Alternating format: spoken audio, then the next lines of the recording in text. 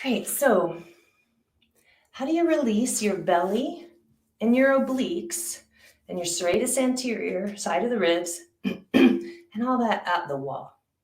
So that's our next step today. We're going to use the block to bring more pressure into the belly. Remember how key it is, those sides of the belly. And then going into the side of the body, I'm going to show you a couple different techniques. Block is really, really helpful because it gives you the ability to bring more of your body forward in front of that ball. So you're going to start with the ball. Let's start on the left side. Put the ball just anywhere in your belly on off to the side. So here's my belly button. There it is.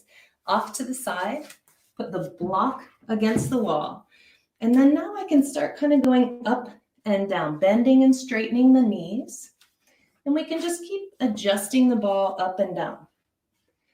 So I want you to spend a little bit of time exploring all the way down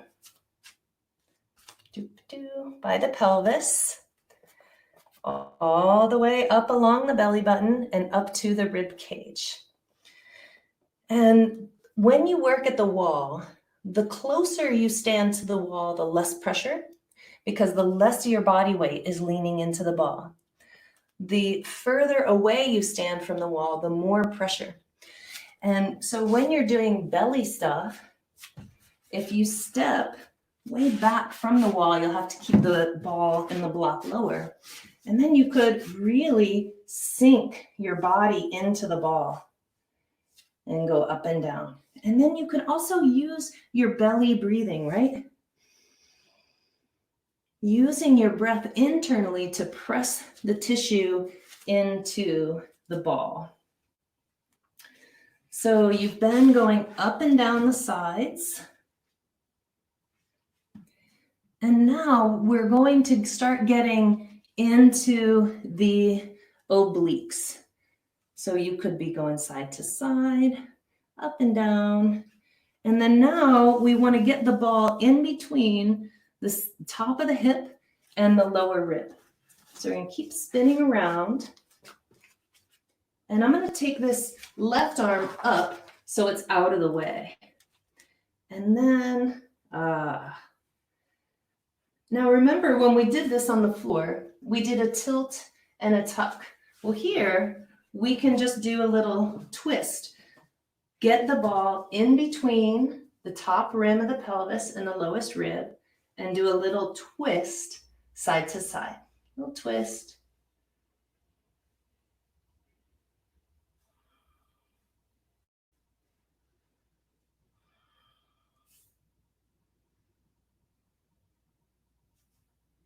Playing with some different movement. Keep going, keep doing this. Now, reach your arms up overhead. Feel the difference. Feel the difference. My whole left side feels so much freer. The right side still feels sticky.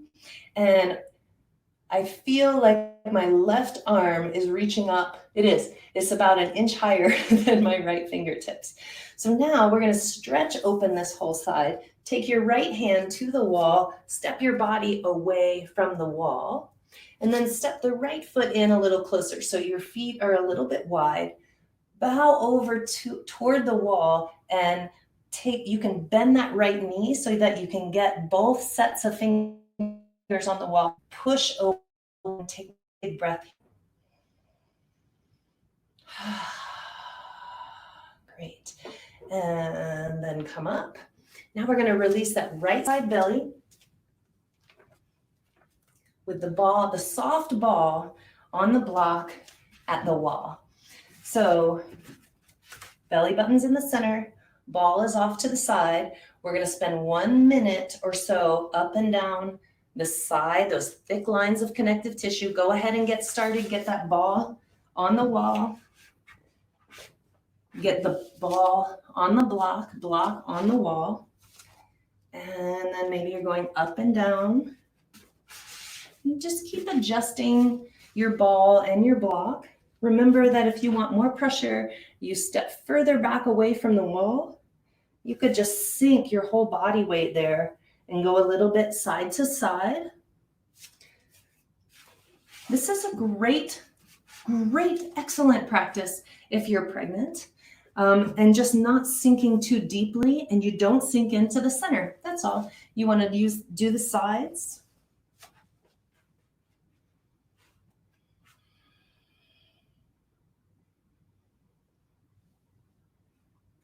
Get up close to the rib cage.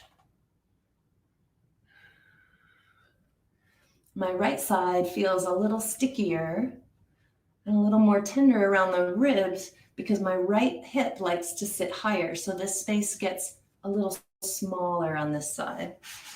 Just exploring, maybe you go side to side, maybe you go up and down. One more long breath here.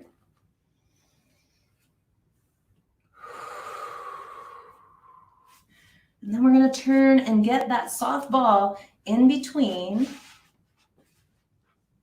the hip and the rib cage. So sliding that ball into the side. You can just use your block as a little arm support. And then little twists. Little twists side to side. Something just went clink and released. In my low back as my lowest rib gets a little stuck from my QL getting short on that side. And the thing is, people ask me, will I ever not need to roll around on balls? Will I ever not feel pain in my body when I'm using the balls? The fact is, we're always making tension in our bodies. We're always making stuck places in our tissues. So I've been rolling for many, many years, and I can still find tender spots, and there are deep old patterns that get stuck and have been held in my body. However, what I do know is that my points release much faster. We're going to start going up onto the rib cage. Now that I've been doing this for many years, my points can release like that. And I don't have pain that limits me throughout the day. I used to have sciatica. I used to have chronic headaches. I used to have back pain. I don't have any of that. And I'm even more active now than I used to be because I'm not afraid. I'm not afraid of doing things. I'm not worried that my body is going to seize up or that I won't be able to get up out of the chair. So getting on those ribs, moving the ball up now into, and then now we need to do our stretch the other way. So you're going to take your left hand to the wall. I'm going to do it this way. Take your left hand to the wall. Step away from the wall. Right leg comes out. Left leg comes in a little bit closer to the wall. The right arm reaches up and overhead, and you side bend over to bring your right fingertips to the wall. Left knee, the leg closer to the wall can bend, and you can push yourself off to the side. Looks like this.